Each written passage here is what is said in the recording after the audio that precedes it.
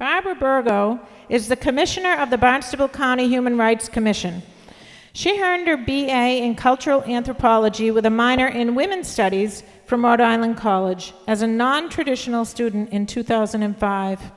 As a semi-retired, third-generation Cape Cod Verdean woman, her professional career included Human Resources Coordinator at Wheaton College, FEMA Deputy Chief of Information and Planning, Census Bureau Partnership Specialist, 2010, ESL instructor for Bristol Community College, Taunton Public Schools.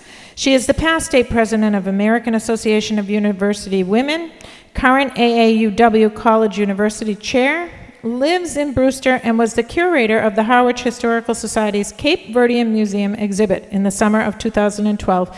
She currently serves as a customer service representative for Stop and Shop, and Barbara is the mother of 2 adult daughters. And Barbara is going to share her thoughts and her heart with us for about 10 minutes. It goes on power is what it says. I thank you so much for inviting us here. Mostly I thank you for being such a wonderful community for age friendly. I would be remiss, and this isn't just a commercial, Jan knew I was going to look at her. I would be remiss if I didn't say why I'm still here. I'd had a divorce when I lived in Taunton, and that was another whole story. And I came here to Cape Cod where my grandmother lived in Harwich, thinking all my life coming over that bridge as a child, just to visit, that this would be the best place on earth to live. And I had asked my husband to move here. We didn't. And then I asked my children, when I got a divorce, move down here with me. They didn't. So when I was ready to semi-retire, I moved here on my own. And I cried. And I cried. And I suffered. I stayed with a friend, Jane Texera Henry, who owns the Inn of Treasured Memories. You just heard the story. The woman was never homeless. I was never homeless. I did not live in my car, but she, my friend Jane, allowed me to live in her house for almost a year and a half. I was absolutely shocked and horrified that as then a 61-year-old woman, I couldn't find a job. I couldn't find a living wage. You hear I'm working at Stop and Shop. So those of us here on Cape Cod who are seniors, or maybe, and someone taught me, I don't like the term, you may love it, so they call me a wash ashore, okay? So here's me, I speak honestly, Jan, Kathy, no I do. So here's me, a black woman, Cape Verdean woman, senior citizen, wash ashore. Who's going to give that kind of a person a job? When I spoke at WeCan, I said, I'm a triple threat. I'm female, I'm black, and I'm old. Then I was a wash ashore too. And I applied for jobs at places like senior centers. Jan was, her name was given to me by my friend Jane. Go see this wonderful woman named Jan Hively, because I had even started 3 master's courses on gerontology at UMass Boston, thinking I'm heading to the Cape where it's very much a senior population. But I graduated older, but that doesn't mean less wise. Magna cum laude, so I was wise enough to know that if I'm going to the Cape where there's a senior population, I'm going to look like the young old. I can be young again. But what I didn't realize was the senior population is very much blind to the value, the wealth, the determination, the knowledge in the senior population. And in the black people that live here. And in the washer shores that come here. So I went to Jan not able to be here on this panel. I would have just been a bundle of nerves and tears. Do you know what being othered does to you? So I'm othered and othered and othered and othered until I had no place to go but in one of the rooms that Jane lent me. And I went to Jan, shaking and shivering. She had me a nice, wonderful lunch and a more wonderful welcome, open arms, non-judgmental. I understand, and what is it that you need? And I had mentioned to her that I won't get into the details of the person, place, and thing, but some organization here just had monies sent in from Boston. And I have worked on gerontology, and I could help in that organization, but I can't go just asking for a job. I can't go begging, and you don't want to do that anyway. And she said, don't go asking for a job. Let's let them know that you just like an interview with the higher-ups in that organization. Let's just send them your resume. Let's just say you want to offer something. What would you offer? I said, my knowledge, my ability, my outside view, my personality, my education, my best. And I would even intern for this job, for this possibility, because I want to help people. I want to help seniors, because I've learned a lot about Cape Cod, not only through my own experiences in life or college, but through the census. I know all about. Back then in 2000, they were talking about grandparents as caregivers on the census for the first time. And I had to think about that. I'm not a grandparent yet. And I learned about transportation, how difficult it is here on Cape. And I learned about homeless and alcoholism, and that all has happened in my family. And I thought, I've got so much to give.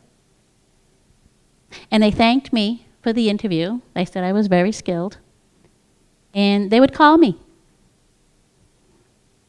4 years ago. And I tried until I got a job at Stop and Shop. I was humiliated. I was downtrodden. I was hurt. I couldn't believe I had to wait till 62 to even apply for senior housing. I was in a black hole. And I thought, it really is a myth. People say Cape Cod is this beautiful place, this paradise, this wonderful thing. I'm obviously preaching to the choir because you all probably already know what I'm talking about. You already know that, unfortunately, what I was studying in college in gerontology about ageism is alive and well, not just here on Cape Cod, but almost everywhere. In our generation, I said almost, because I'm a cultural anthropology major, there are some cultures in the world that highly revere their elders. All you hear here on Cape is the brain drain. Oh my goodness, we're losing all the best and the brightest. The youth. I see best and brightest right here. Think about it. 1 minute, Barbara. And I got the job, and I got subsidized housing, and I just wanted to rest my weary head. I'm 66. Someone asked me from weekend would I try to get appointed to the Human Rights Commission.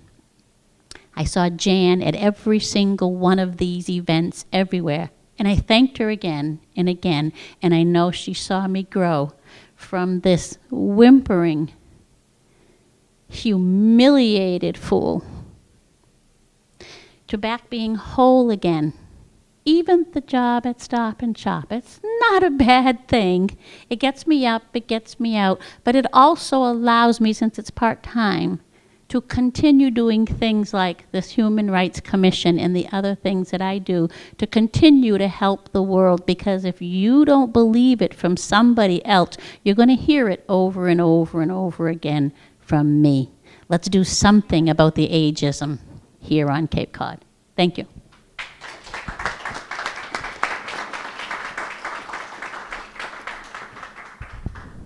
Wonderful. Barbara, thank you for speaking so honestly from your heart.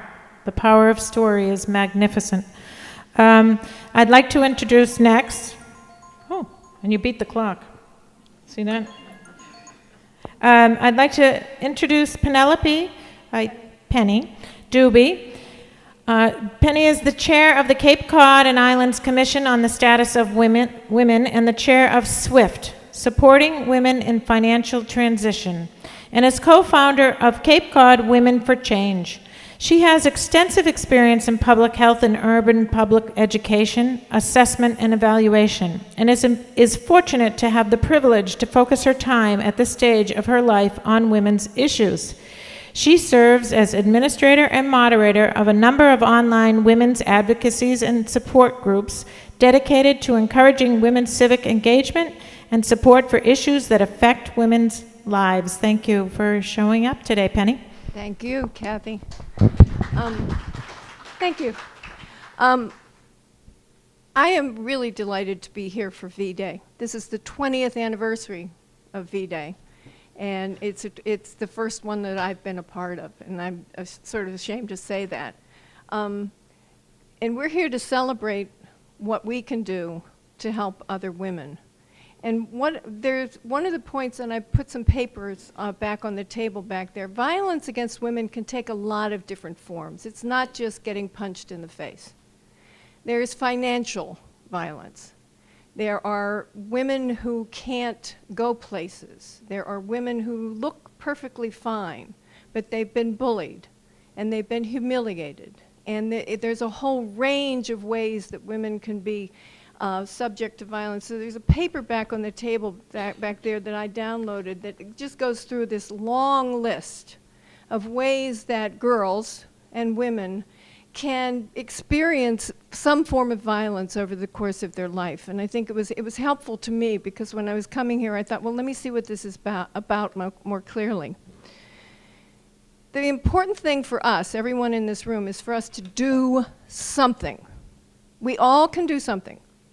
And it's moving from being awake to being aware, to being an ally to women who are in trouble, to being an advocate, to being an activist.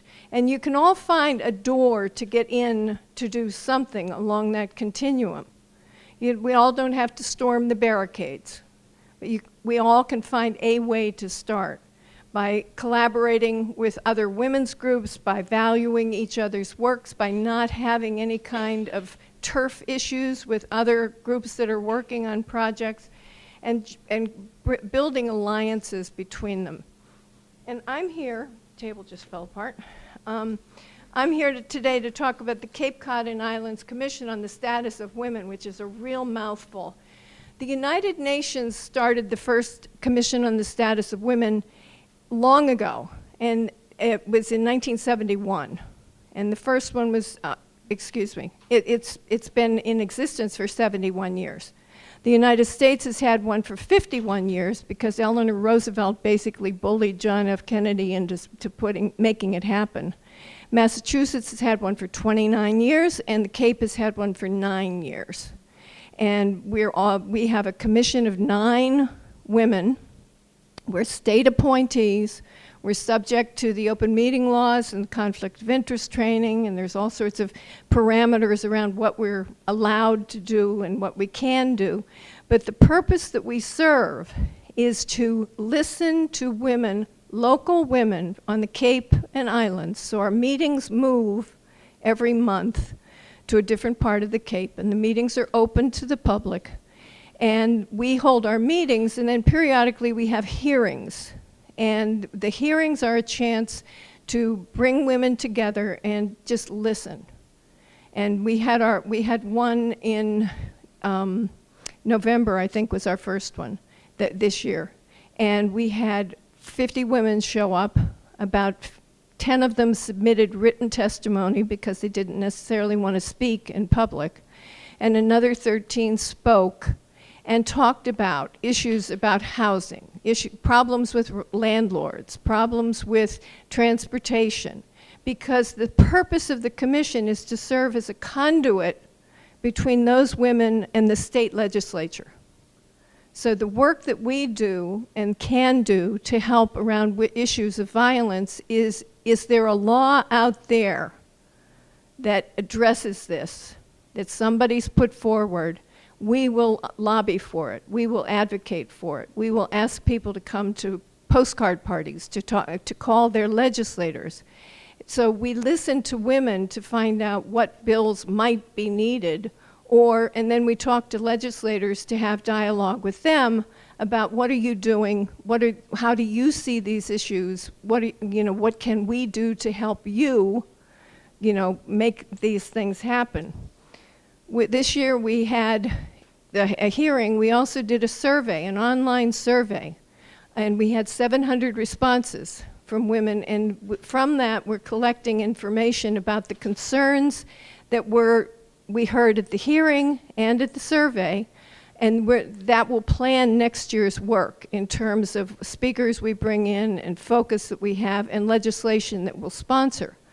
Back on the table there's a little pile of hot pink papers that talk about the 8 bills that were our priority legislation for this year. So last year we got together, we sat down, we talked about the bills that we wanted to sponsor and to really push, and there were 8 bills on that list, and of that 8, 4 of them, 3 of them were passed already, we're feeling really good about that, and one of them is probably going to be a referendum. So the bills that were passed was a bill that was put forward that would, should the Affordable Care Act be canceled, that women in Massachusetts would still be able to have their reproductive health taken care of, and it wouldn't go back to women being left out on that. That was called the Access Bill, Advancing Contraceptive Coverage and Economic Security. That was passed. We also sponsored, have really been encouraged trying to encourage people to support a bill against child marriage. There is no bottom threshold on how young a girl can be in Massachusetts to have her parents marry her off.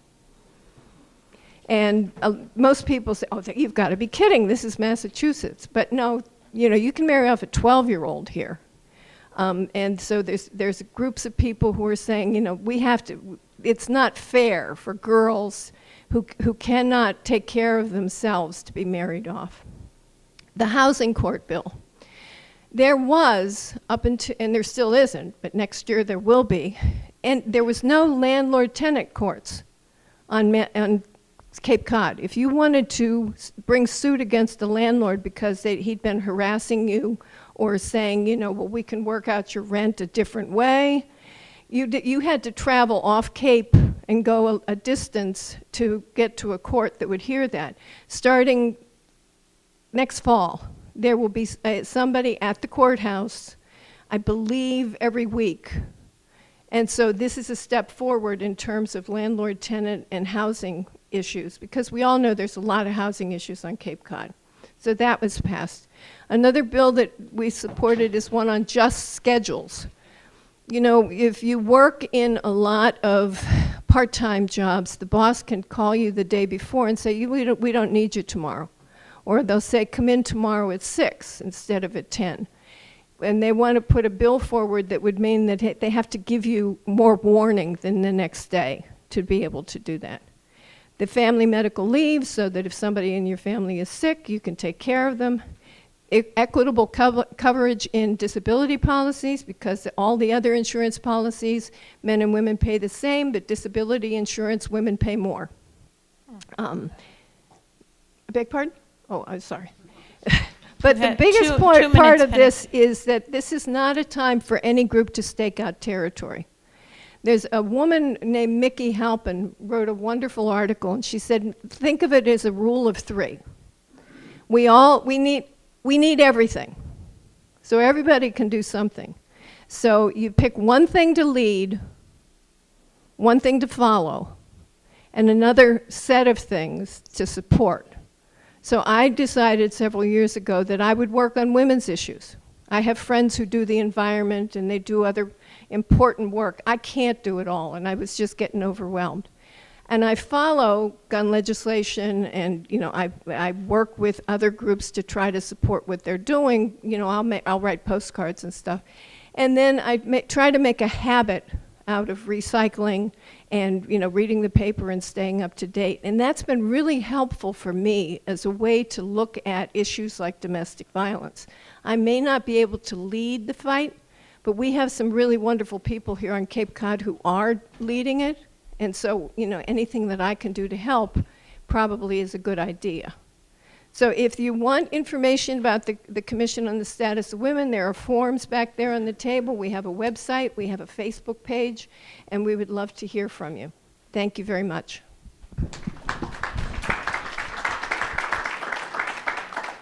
Thank you, Penny. You guys are really good at beat the clock, just by a few seconds, but you don't spare much. You get it in. Just a housekeeping reminder that I failed to say in the beginning. You do have a postcard on your chair that allows you to collect your questions. We will have a Q&A at the end of all the speakers. So if something is really burning in your head that you don't want to lose the thought, please put it on that card, and then we'll collect them at the end and try to have a little Q&A session, okay? So I believe the way they were prepared, if you even know who you want to question, you can circle their name, okay?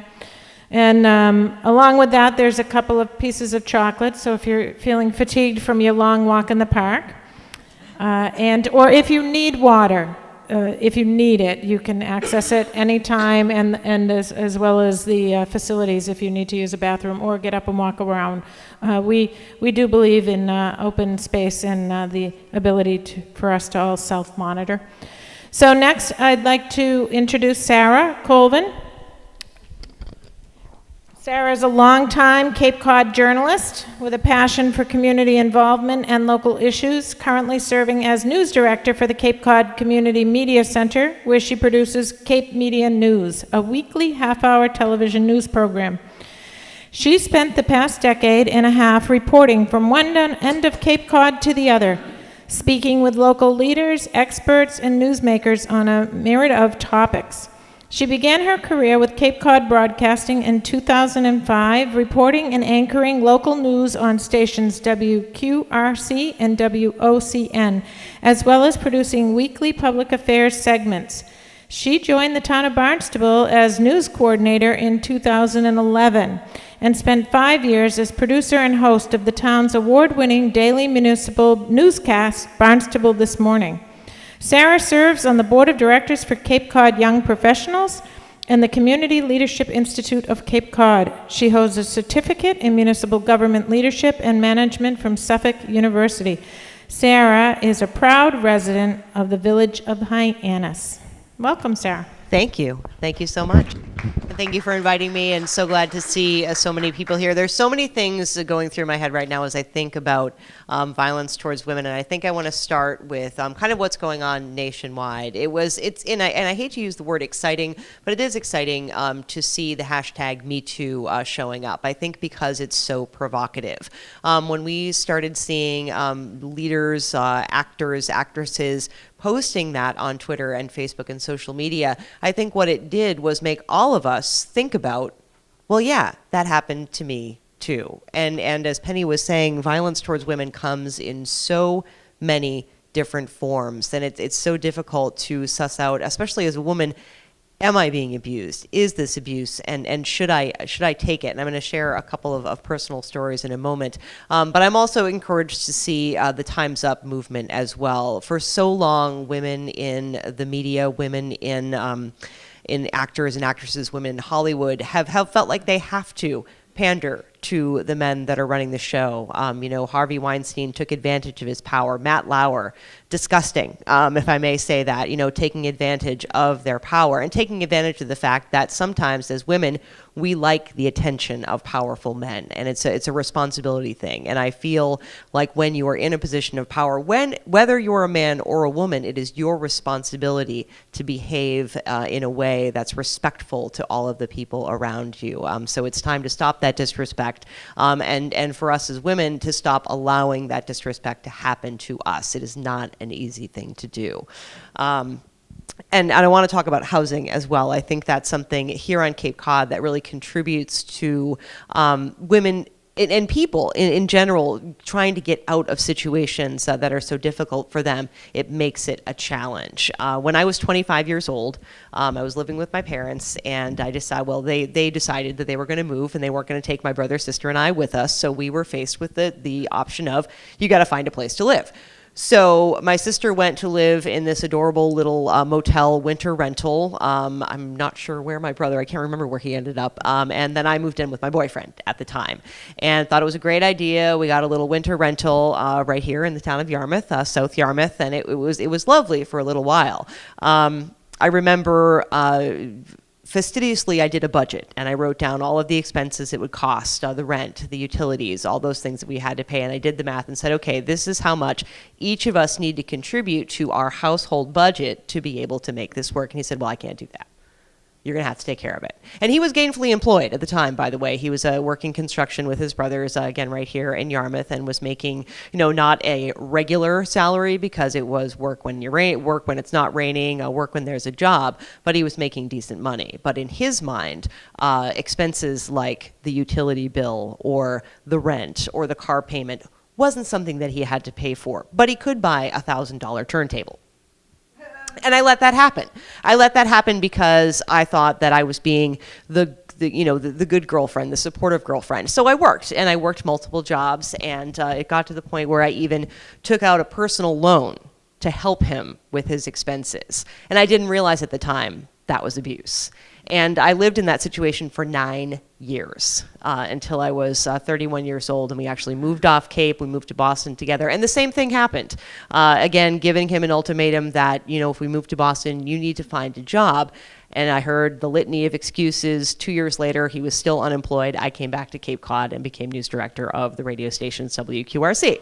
So, working through all that adversity, but it was not easy. It was very difficult. And there were many times during those 9 years that we were together that I wanted to strike out on my own. However, rent here on Cape Cod is very expensive. You really can't find a place for under $1,100 a month. And as a girl in her mid to late 20s working here on Cape Cod, you're making $14, $15 an hour. It's just not feasible. So that really speaks to, and I think that's why I've tried to become such an advocate for housing that's affordable, workforce housing, affordable housing here on Cape Cod, because we need options for people. We find ourselves so often staying in situations that are unpleasant, and I'm sure there are people whose situations were far more unpleasant than my own because there is simply not the housing that's available. There's plenty of support, there's plenty of community support, but in terms of finding the housing and the jobs as well. And I've worked multiple jobs my entire life, and I think it's a habit now. I still have 2 jobs, but I do it for fun now, which is wonderful. And thankfully, I have a wonderful partner now who is very progressive and very supportive of women's issues. And he understands that we have to share the bills, thankfully. And so he gets my little budget, and we do just fine, which is nice. But it was a long time coming for that. And that's, speaking on the personal side. And then when I think about work as well, when I was, again, that same time that I moved in with my boyfriend at the age of 25, I was working in a 1-hour photo. Remember those? Yes. You had to wait an hour for your pictures to be developed? What's that all about? And so I figured it was time for me to get a real job. And I had done a little bit of radio in college, and I was working at part-time at a restaurant as well. Again, the whole multiple job thing on Cape Cod. And my morning show co-host, Steve McVie, had worked for a radio station called 96.3 The Rose. The FCC had put out a mandate that they needed to hire more women. So he was looking specifically for women to fill spots in the radio world. And so pretty much sight unseen, he met me and said, okay, you have a little bit of experience. I need to hire you because I got to hire a woman. Which, good for me, right? That's great. But at the same time, it's, am I being hired for my skills, or am I being hired because you need to fill out a sheet that says I have X number of female employees? And I think that just that knowledge, 20, however long ago that was, has made me really determined that I'm going to make it in this business. I'm going to try my darndest to see what I can do. And thankfully that happened, or it continues to happen. And we're back together on the radio together, which is really a wonderful thing. But throughout my career, it's been interesting to experience a little bit of sexism, a little bit of sexual harassment on the job, which certainly happens. The one station that I worked for, there were lots of derogatory comments, lots of unwelcome gestures, lots of conversations that make one feel uncomfortable. There was an office that I worked in where my boss liked to take us all out for drinks on Friday afternoons, and we would have multiple drinks, and then the conversations would get very inappropriate. And you're in that situation where you say, okay, this is my boss, so I've got to listen to him, and I can't really stand up to him. Well, guess what? You can. And I think that that's what we're seeing now, is that we really do have to not just say, he's my boss, or he's my boyfriend, or even he's my husband. You need to stand up and take ownership for those things. And a lot of times it's not what people say to you, it's how you react. And nipping those things in the bud, making them stop, certainly important. And I feel like I've kind of gone all the way around with these things. But again, it's, I feel lucky to live in a community like Cape Cod. We certainly do have our issues with housing, with salaries, with jobs, and as a member of CCYP, we're really trying to work on that, but we certainly need the community support as well. What I like to see too, though, is so many strong women in our community, so many people to look up to. We have Dorothy Savarese, who's in charge of Cape Cod 5, and she's just an amazing human being. Wendy Northcross of the Cape Cod Chamber of Commerce. You look around and you see women in leadership roles here on Cape Cod, so there are people to look up to. I'd love to hear from them, from people like Wendy and from Dorothy about their experiences here and in the industries that they are in. And I've really tried in my career to not think of myself as a woman. I think of myself as a person, as a human being, and just step up and take the challenges and take those chances, and really don't think less of yourself, think more of yourself, and that's just part of it, is all of us being strong for each other and being strong for ourselves. And I will end there. Thank you for listening.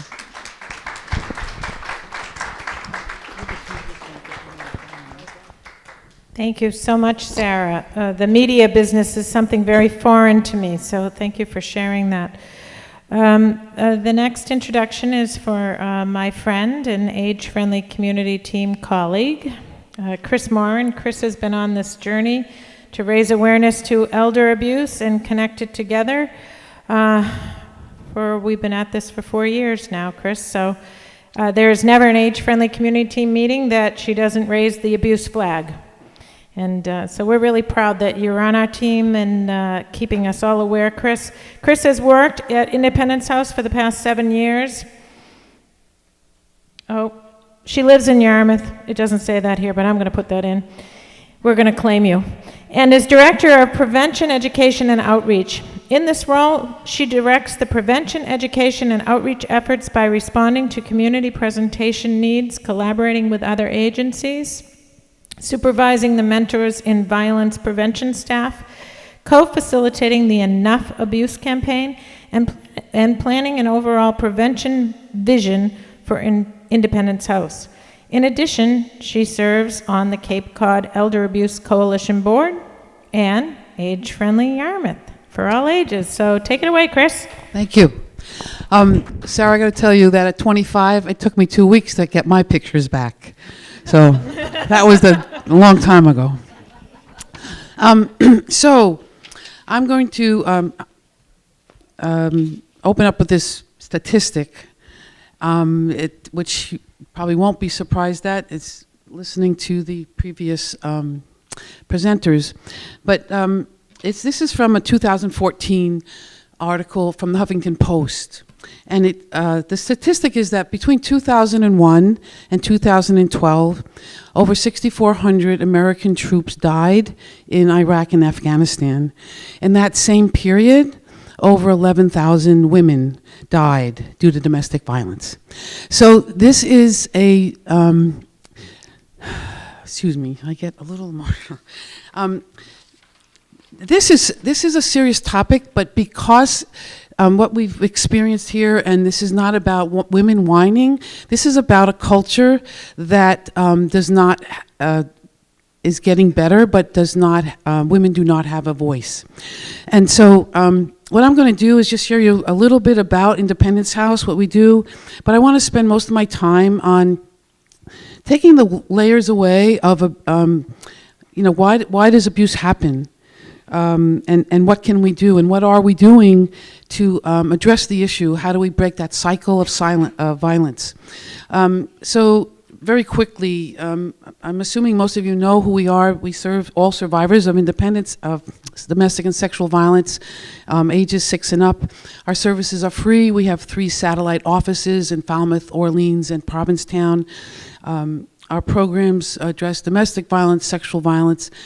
We have counselors who counsel children who witness violence. We have a teen program, and court advocates who focus on restraining orders. What do I have to do to get a restraining order? And then our new service, you might have read in the paper, we've opened up an emergency domestic violence shelter. We also have a wide range of support groups. And people come to us through different paths. They call the hotline. They always are asked to come in for an intake. Human service providers, family and friends, their self-referral. We also accept walk-ins. So we try to meet the needs of people who come through our doors. Specific populations sometimes are hard to reach, and one of which is older adults. And so, as Kathy has shared, we sit on the Age-Friendly Yarmouth Committee to bring that voice to the table.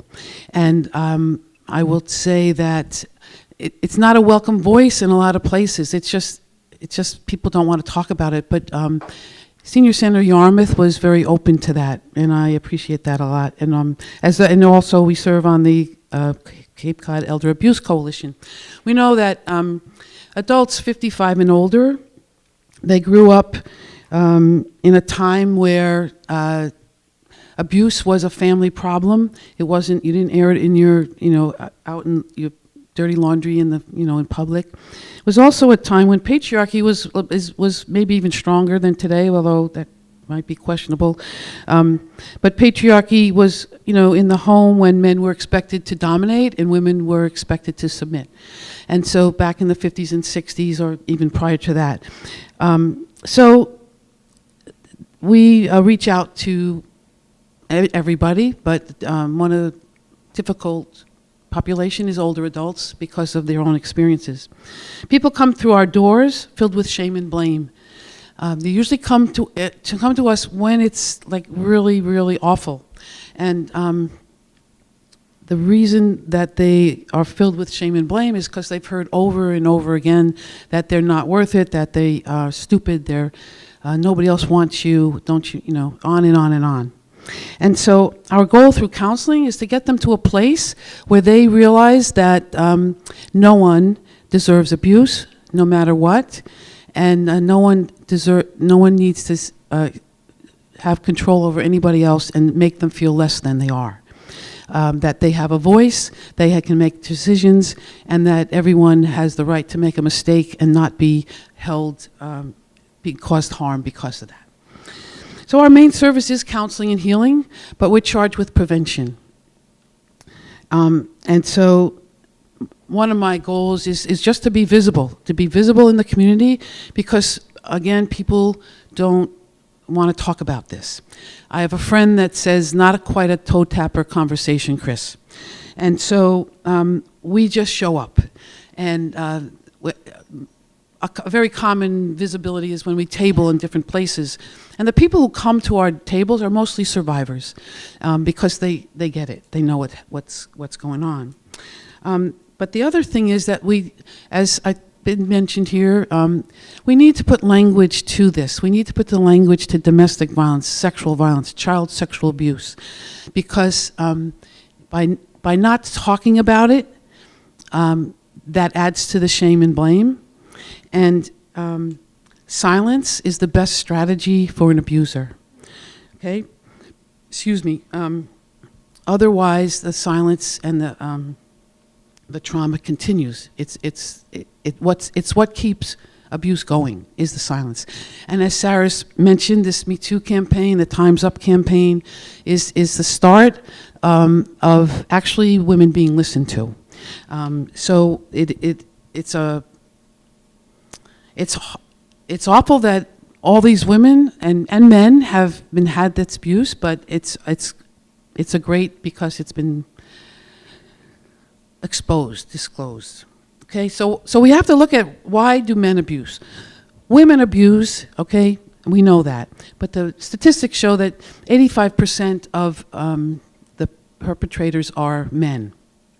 We also know that men don't come forward, so we really don't have a statistic on men and abuse. But we do know it happens. And our services are open to men as well. And just for your own knowledge, the percentage of 1 in 5 or 1 in 4 people who get abused is the same as in same-sex relationships.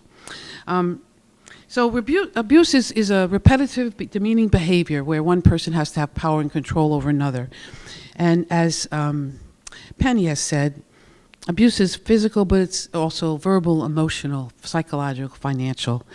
The non-physical abuse leaves no bruises, and so it's awful. It's hard to really prove that.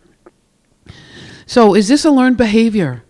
There's many theories, I guess we'll say, on why does this abuse happen. We have lots of things going on about stopping it, intervening and such. But my job, my vision is, how do we take those layers away and really look at what is causing abuse? And so, abuse is a choice, all right? So it's preventable. So I want to put out there, patriarchy, racism, and the media are big contributors to abuse in our country. Abuse is it's accepted in many, many ways. We know through TV shows and violence, the bad guy. There's never a TV show or a movie that's really good that doesn't have a lot of violence in it. So we've come numb to it. We've become numb to what violence really is and how it affects us. How many minutes do I have? 1. Oh, 2. wow.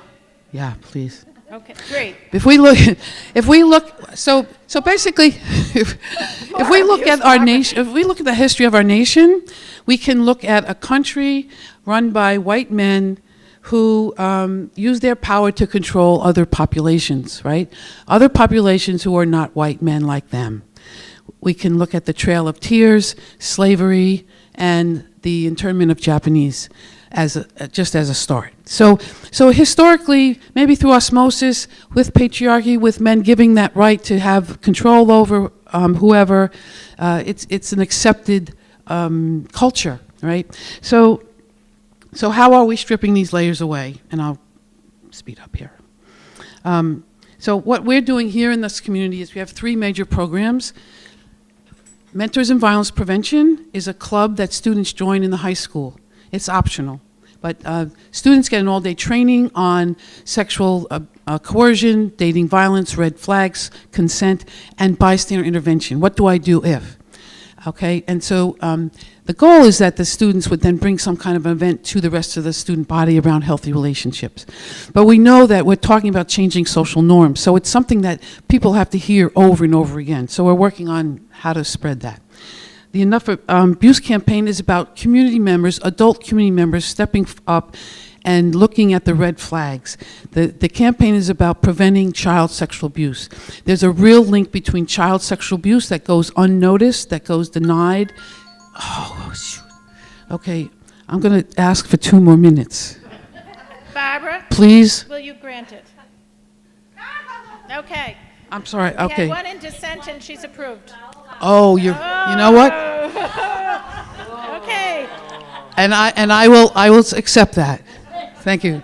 I will. All right, ladies. And then, so Enough Abuse, we're part of a collaborative team that goes out and has presentations on education. So adults of any kind will understand why it's a public health problem, what we can do, and what keeps it a secret. And the final thing is that we have created a men's initiative. We need men to be part of this movement, to be allies to stop the cycle, right? We need men to be examples for young men. We need men to step up, and when in the company of other men and misogynist comments or jokes are made, that they step out of that box and at the very minimum say, hey, that's not funny. You could be talking about my wife, my daughter, my aunt, and so don't even go there. You're pathetic. Whatever. To say something to stop that. That's a place where cycle of violence begins. So we have a newly formed men's initiative where men come together, talk about masculinity, talk about what can we do in the community to be allies. So in that vein, there's a flyer in the back. White Ribbon Day is March 1st, where men come forward and take a pledge. And I want to end on just this quote from at Cape Cod, 2001, article called "Fight Against Terrorism Begins at Next Door." This is November 2001, so it was right after 9/11, okay, in September. Must terrorism be spectacularly awful, incinerating thousands in collapsed buildings in order to be moved, to give money to those in need? Domestic terrorism isn't just zealots crashing into towers, it exists on Cape Cod. Many women struggle daily to survive domestic terrorism. Is it just that they suffer quietly, one at a time, and it doesn't seem as spectacular? So we serve one of the most courageous people in the world as survivors, and I want to thank you for the time, and I really thank you for my overtime.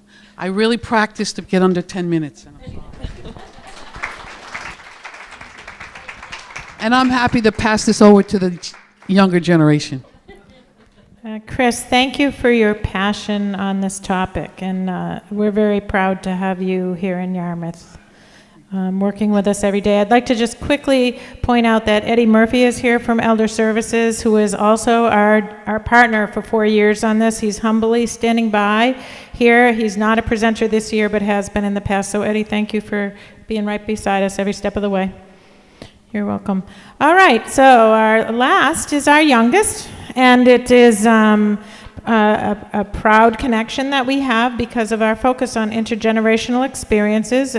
We are, our intention is clearly to make sure we hear the voice of our young people on everything we talk about and connect these abuses across the ages and other topics as well. So Riley Vaughn is a junior at Dennis Yarmouth High School. She is vice president of the DY Leo Club, vice president of the DY Historian of Tri-M, is that right?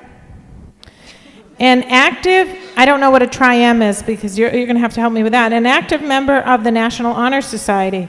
After high school, Riley plans to commit to biology as her path of study and to focus her attention on the medical field. Being a female has certainly taught Riley that having a voice is the most important part of being human. For as long as she can, she intends to dedicate herself to aiding any and every person in a difficult or unjust situation. She believes that with activism and love, no person will stand alone. Welcome, Riley. So I'm very honored and also apologetic that I have to follow up after these 4 women. So I thought I'd give you guys a high school perspective on these issues. So I think I first started to notice a disconnect between the genders in our society at a fairly young age. After the years of casual taunts like, "You hit like a girl," I'm very surprised that I didn't notice these issues earlier.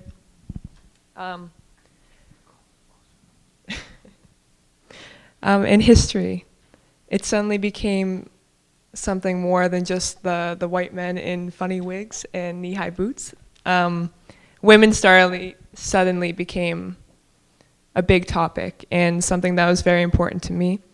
But the history books, they didn't have time for the tedious lives of women before the late 1800s, because simply they weren't allowed to do anything and they did nothing at all.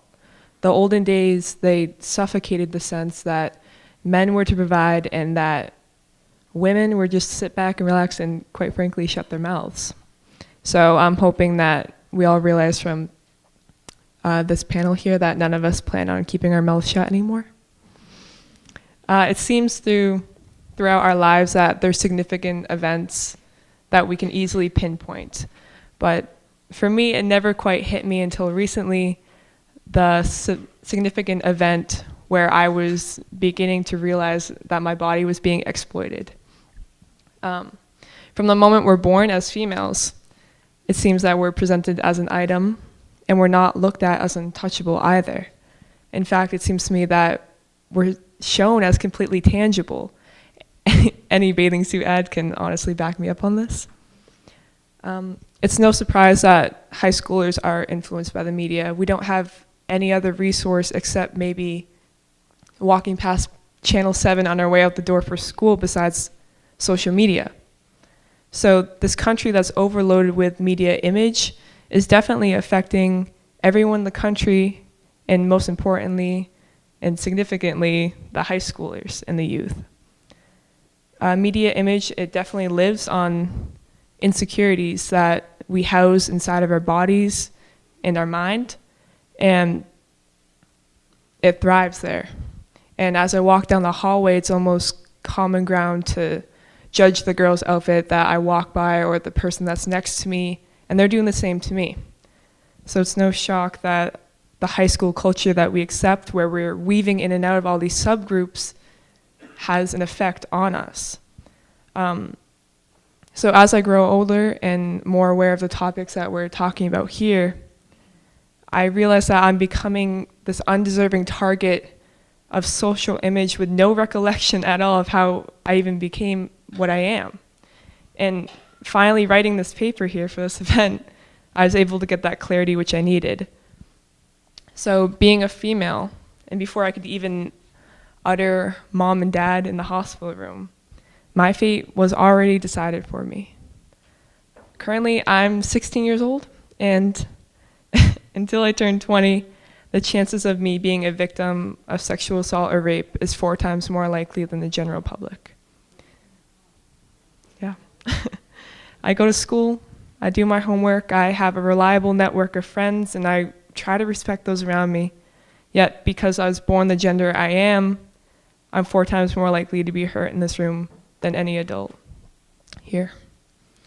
So, hopefully this statistic can't live forever.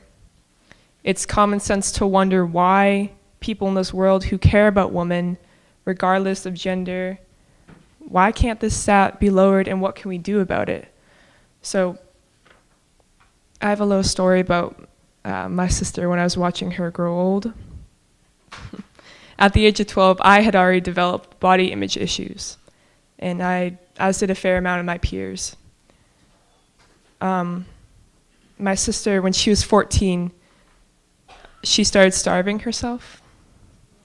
And when she was 15, she started masking herself with makeup. And at 16, she would duct tape portions of her body to make her appear skinnier. So I watched her suffer for the majority of her young years. And the part that really gets to me is that I often influenced this because I picked out the magazines that she would read that really triggered these disorders.